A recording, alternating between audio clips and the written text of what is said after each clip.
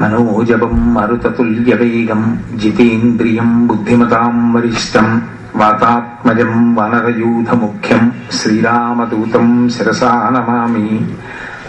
ఆపదామపహర్తారం దాతారం సర్వసంపదాం లోకాభిరామం శ్రీరామం భూయో భూయో నమామ్యహం.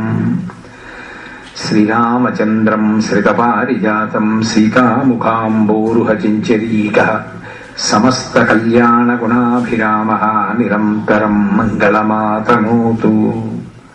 హరి ఓం. పరమేశ్వర స్వరూపమైన సభకి నమస్కారం.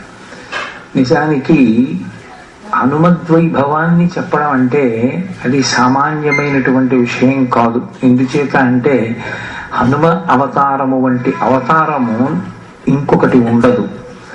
అంత అద్భుతమైన అవతారము. అటువంటి విశేషములు ఆయన యందు ఎన్నో ఉంటాయి.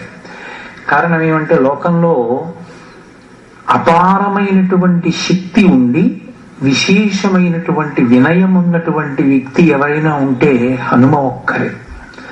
మీరు చూడండి, ఆయన గురించి మనం ఒక శ్లోకాన్ని చెప్తూ ఉంటాం. మనోజవం మరుతతుల్య వేగం జితేంద్రియం బుద్ధిమతాం వరిష్టం వాతాత్మజం వనరయూథ ముఖ్యం శ్రీరామదూతం శిరసా నమామి. మనకి మనసు ఉంటుంది. ఆ మనసుకి విశేషమైనటువంటి వేగం ఉంటుంది.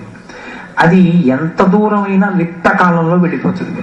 నేను ఇప్పుడు కాశీ పట్టణాన్ని ఒక్కసారి స్మరించాను అనుకోండి, నా మనసు కాశీ వెళ్ళిపోతుంది. నేను ఒక్కసారి కాకినాడ స్మరించాను అనుకోండి, నా మనసు కాకినాడ వెళ్ళిపోతుంది. నా కూతుర్ని స్మరించాను అనుకోండి, నా మనసు అమెరికా వెళ్ళిపోతుంది. మనసుకున్నటువంటి వేగం అటువంటిది. కానీ ఆ వేగము ఎందుకు పనికొస్తుందంటే మన విషయంలో జీవితాన్ని ఈశ్వరాభిముఖంగా దిద్దుకోవడానికి అంతగా ప్రయోజనకరం కాదు. నేను మహాత్ముల గురించి మాట్లాడటం లేదు, సామాన్యుల గురించి మాట్లాడుతున్నాను.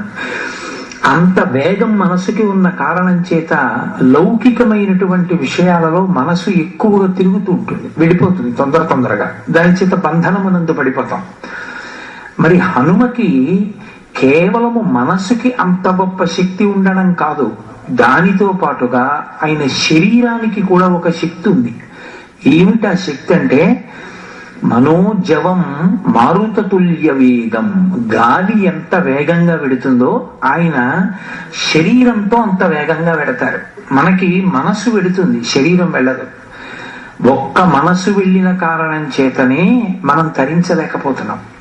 శరీరం కూడా వెళ్ళిపోగలిగింది అనుకోండి, నిజంగా మనం అస్సలు భగవంతుని వైపు ఒక్క క్షణం కూడా నిలబడలేం.